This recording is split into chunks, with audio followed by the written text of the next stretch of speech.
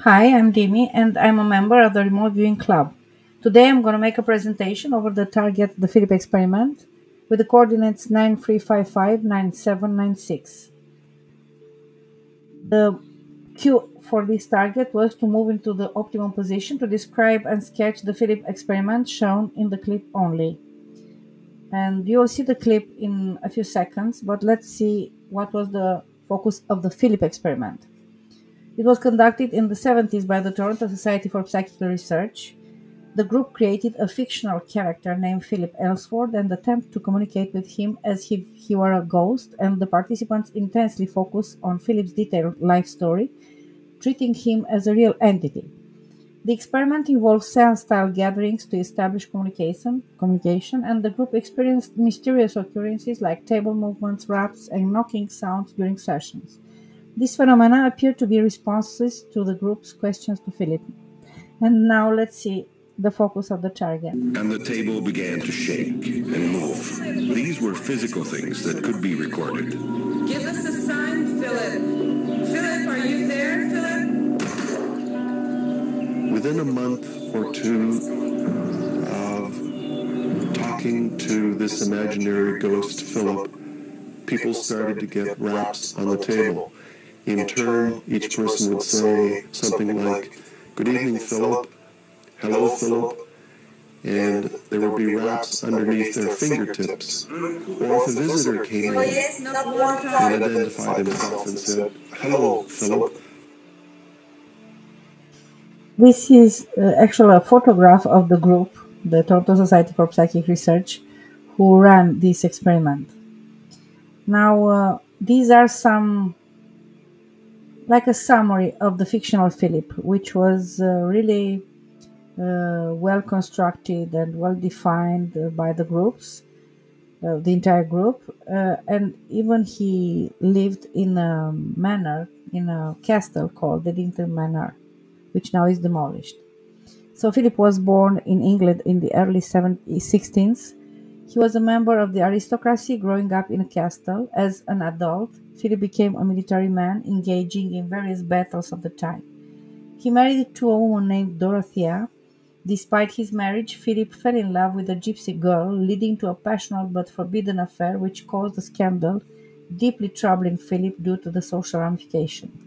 The gypsy girl was accused of witchcraft and burned at the stake, a traumatic event for Philip. Philip's life took a turn for the worse, and he threw himself off the battlements of Dillington Manor as a result of his overwhelming guilt and sorrow. And now I will move to the viewer sessions. Let's go to Anita's first, which has a sketch. You can see it in the left with a lot of life form surrounded with numbers in them. And she says she called them creatures. She says they're intangible, windy, suspended, flying, long things in the air, scientific, and aura change. I highlighted in red here and in the entire session that I come across. What I thought it was well defined and really related to the target. Aura change, as I said, translucent, intangible, purposely hidden in the plain sight, light source like human centers, like that happens from the human's heart space. An idea, physical trace between words, ideas, sounds, track. Still, Anita, she says that's a process, journey, repetitive, life death frequency, idea of a dream being a frequency, across space and dimension, idea of enclosing, packeting of. We see here a draw, and she writes is like a bomb ticking, is like some dimensions transcending, which is really interesting. Let's move on to Dennis. Dennis has these sketches which were really interesting from the get-go. He has energy waves expanding life inside the bubble. We see here. We see here also something overhead, unseen but felt, like a feeling of pressure on the body, a tingling or a spidey sense. Energetic arc or as a bubble around life. Something is different inside, a different feel. Slower change in the movement of time. Again, Dennis has these sketches which were very interesting, and he said, I have a perception of energy flowing in the front crown and out through eyes and hands, but also an absorption of energy at the same point. You see here exactly this description, energy flowing. Here again, as the life moves, the bubble travels with it, which is really interesting. The energy around this was, which was created. This is my point of view, not his, of course. Still, Dennis here, he had perception as input, void, open, clear, resonance, like a hole or opening, and he tried to sketch a figure, a humanoid figure with a third eye here. He sensed an energetic center scanning for awareness. He's describing the bubble as flowy, wavy, ripple in time, locus of control of mind, mind center, or mind altering or alter mind. It's observe, capture, and witness. A witness intentionally captures something. Evidence, he says, that was sought after, and there is a feeling of success and celebration. It feels really good, an accomplishment. He says he feels as a part of a team or of an organization. Has an idea of setting a trap, hatched the plan, created the condition necessary for this to happen. And we see here in the sketch, it was like a movie set, which we can think of it like it was. Action, go, movement, forward, an act of wonder, he says again. Still, Dennis said, exceeded expectation, excitement, wonder, an achievement related to the life or as it relates to the life. He felt at the location as it was energized, enigmatic, particulated, sophisticated, related to the man behind the curtain, hiding in plain sight, the same thing as Anita. Harmonization of fragrances, a connection to the heart, opening a portal through form, creating a window or glimpse into another world, a sense of external control or manipulation, ideas everywhere, thought form, freedom to do what you want and operate within a system yet not bound by any limitation. They work involves energetics or energy and might impact another or other lives. At times, it feels like there is a movie set or a simulation or a glimpse into another dimension, a sense of control or secrecy peering into this world. Again, Danny's description of Philip after the move command, which was to move to the life in bubble and sketch and detail more. He says that he holds a secret life, well-disciplined, structured, kind. At this point, he came up with the idea of Bob Lazar, which in fact could mean in a more higher realm, resurrection of a non-living. This is in red, but I meant it in green. This is for me. It was like Bob Lazar was reminding him of Lazarus from Jesus' stories. Resurrection of a non-living body as Jesus did in his work, as his mind was trying to make sense of what was happening there. And he says he's devoted, dedicated, remorseful, double life, angry, disdain, despair. He started as a simple mind. He seems very intelligent, leading a double life hidden from those near him. Dennis' overview of the target when he moved to the observers from his sketches were that there no awareness of being observed, which we can think of Philip as it is. Further, he's a specimen, experiment, scientist, dimensional, multidimensional. We see here a sketch of a person looking into a box. The observer has a bird's-eye view over a multidimensional reality, smoky, misty, phantasm. Many people in the background watching, men smoking. When talking about his observers, he said they have the same mindset and communicate with each other, a collective society. They monitor, observe, and report. And he wondered, can we replicate this? Can we do this? He says about the group saying that. And you see here like these two beautiful sketches of what I think it was Philip, with lots of energy behind, coming like fibers from around. and shaping a humanoid form here. And in the right, we see the life forms around the man-made structure, which I think it was the table in that case. And his final thoughts were, it's dynamic, intelligent, connected, higher order, source connection, singing, high-pitched, beautiful, angelic, stimulates and opens crown chakra, alive in an energy field, observe as if it's another dimension or reality. There is someone watching who has a more active role in observing, in creating this field and the lives in it. There are other life forms as well behind the life. Some of the life forms felt like they communicated with each other, possibly telepathically. There was another cast that I explored that felt more etheric or angelic. Let's move on to Henny. Henny's environment perception was that it was powerful. She felt a sudden pull back down, like falling back in a chair, hard, solid, hit back. Observing, growing, learning, interaction, the energy flows between the creation and creator. These were mine observation over her perception. Still Henny, in the right we see this baby well formed before its birth. She says it's such symbolistic here and a metaphorical sketch for the entire session, for the entire target. She says it's biological, small humanoid curled up, a well-formed baby as an owl. She says an envelope in darkness, looking content and happy. The target seemed to have a prenatal implication, with the biological being connected to the physical as no physical reality. Really interesting. Henny describing the process probably. She says, linking bio to somewhere. As an AOL, as a straight cat, higher self, divine collective consciousness, a field of network or information, of network of information.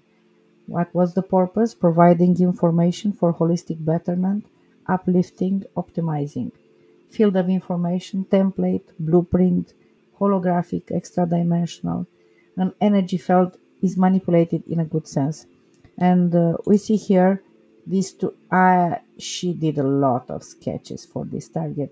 I don't think I did justice for the entire sessions, but on this for sure, I only picked some. So this is like what she saw, the energy in a radial type, like shape and direction, and this life form entire this bubble of energy, not bubble, like field of energy, which was coming through and going off. Really interesting. Henny's first glimpses of fictional Philip was he's an adult male humanoid wearing loose clothing, focused, meditative, and concentrated. He's holding a man-made stylus, and I said we recalled the times with feather-like tools to write, which was those times. Artistic, wooden, handwriting, creative, noting there is a significance to shapes in terms of effect. Owl as a symbolic sigil yantra, a tool for controlling mind and focusing on spiritual concepts. The energy descriptions of energy of Hennis is invisible, omnidirectional, permeating ether, underlying universal fabric field. It reminds her of the morphic resonance theory, regenerative, restorative, pattern, blueprint, bio, when bio is still in between physical versus energetic, which is really interesting and very on point to the target. Data alluded to the fact that certain acts or sigils or symbolic artifacts can amplify the positive effect of this energy field. Still, she says, Henny, on her move command to the life form and to detail, she says it's a transmission of impulses. She had an OL as cosmic highway shortcut to transmission, connected, bridging across informational, instantaneous, immediate, loopy, hollow, complex, interlinked, warped, Rosen-Einstein bridge wormholes. it's like looking at the hyperspace. For the first one, we see here what she saw like a shortcut between two worlds, like a wormhole. And here she tried to describe what was probably the process of and the dimension on which it took place, the process of creating Philip. I don't know. She said, "This is so weird, I can't even describe." So this is where Philip is taking shape. It's biological, emerging, rising, taking shape, taking form, individualizing, connecting, forming, configuring, setting up, and she has an owl as a player into an arena, a meta avatar. Still trying to understand what's there, she tried to draw some of the process of the things happening. She says it's like winding threads spinning, swirling, probably the energetics, the way the energetic moves in that process. This is self-containing, self-sustaining. This was probably the start of the creation of what she was seeing there, and this was a well-formed face. She says, "Since I only see a face hovering in darkness, I guess this is rather an abstract data, a concept of self." And I want to end up her session, her glimpses of the sessions, with this beautiful sketch here between the creation and the creator, a mother and a child, which we can say that it's a really good parallel to the Phillips target. She says this figure, it's really like the drawing that we know of Phillips. Humanoid, glossy, translucent, virtually avatar, non-physical but has a physical form, forming, taking shape. She says accommodating the need to see a human form feels like it does anthropomorphizing. Really interesting. I think we have a lot to think about of the process which took of what is happening there on creation of this Philip, just by taking off from their sessions. Daz, from the get-go, has a visual of circuitry, like looking down into the quantum world. We see here a life form and the energetics above. Soup of information, a life, male, not physical, a presence, life, energy moving, expanding. Information as energy transferred down to earth as knowledge. This feels huge, very old, across time and space. Esoteric, but also quantum technology. Purpose is to dissemination. And we see here in the right, the channeling form, the quantum channeling, he says as an owl, strings, vibration, waves. You start to see again the process that was happening there. That said, it's energy as information, consciousness, the matrix across time and space, downwards, powerful, spark, inspiration, telepathic, a sense of mind-to-mind interaction. It feels esoteric, universal, and universal communication. Definitely subconscious, subtle. We see here in the right this beautiful sketch of two life forms, which are connected through funneling a vortex of energy. He says energy, entanglement, no time, no distance. Again, the energy was everywhere, wide, powerful, esoteric, alive, conscious of a sort, manipulated and controlled. This feels like an advanced technology, physical but using non-physical energy, or at least we can see it easily. A teacher-student's feel is more influenced, controlled, a mix of scientific and emotional, a work in project. We see here in the right his beautiful sketches between the humanoid, the person which were participating on the group, and the life form, which was non-physical, etheric, non-human life, he says. It feels quantum energy. And he tried to describe what was between them, what was the energy or the structure, let's say, which connected these minds or these lives. He tried to draw them like tubes, like tunnels. Let's move further. Now, let's get to Dawn. His first impression were very much along the idea of digging into an archaeological site, an excavation, which was, you can see it here. Nine has the same kind of perception, like digging into an archaeological site. Really interesting as coming from the viewers. Although he did have noises of chisels and hammers.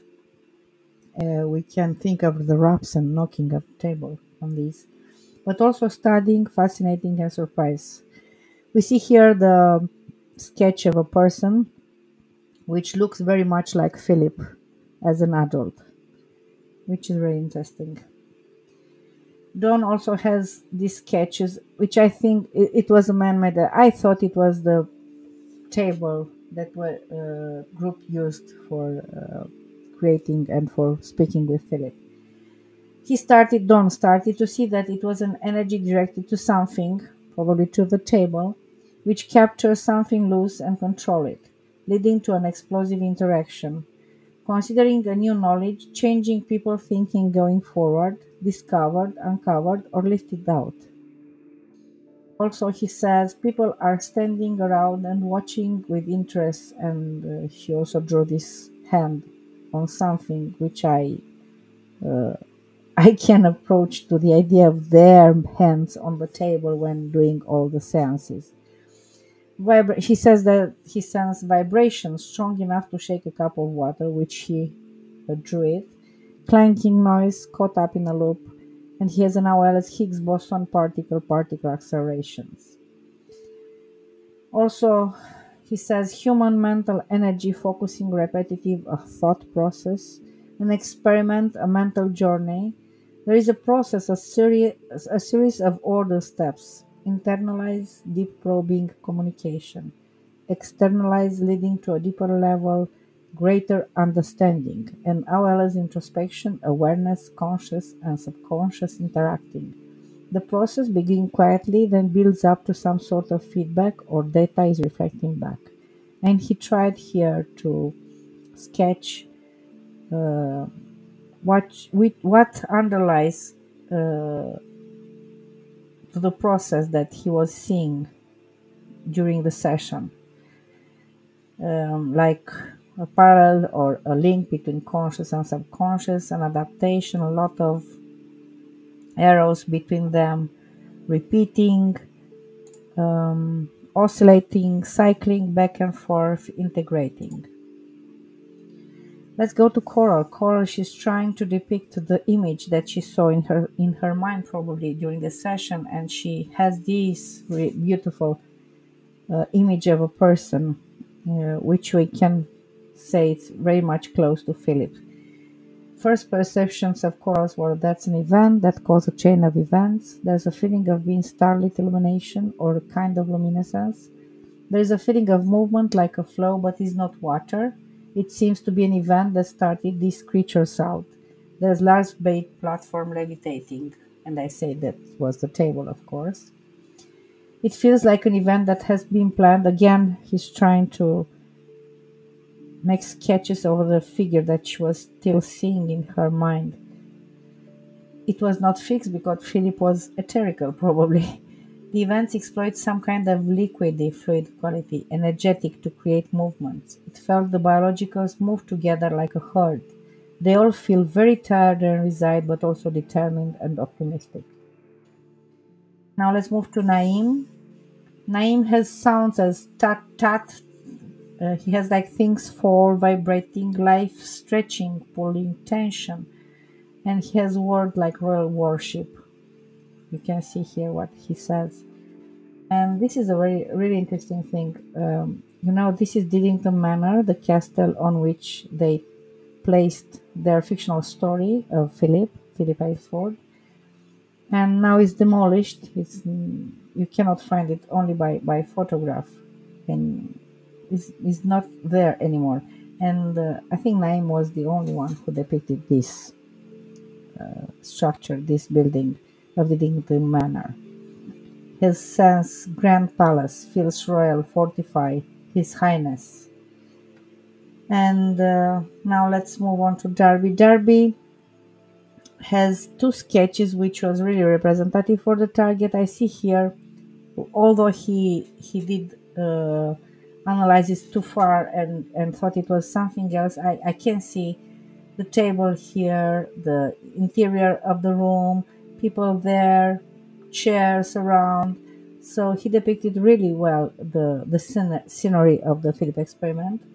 And in the right, I thought it was really interesting because although he thought it was an astronaut, and this was the cord from which this cosmonaut, was attached to the probably rocket that he was seeing, I think you can think of a baby attached with the cord of the mother. So maybe it was that. This is my idea. So in conclusion, the remote viewer have described the thought form or the imaginary ghost of Philip as a dynamic blend of life and the esoteric, challenging our understanding of consciousness and the boundaries of the mind. The telepathic elements observed in our experiment hint at a quantum level phenomenon where collective belief and thought can influence reality in unexpected ways. Their individual perspectives have added layers of understanding to our exploration. Thank you for joining me on this captivating journey into the enigmatic world of Philip experiment. I hope you like, and you're gonna try to see also the session. I will provide the links to the presentation over the Philip's target and the session. You can look there and you'll find it. Thank you very much.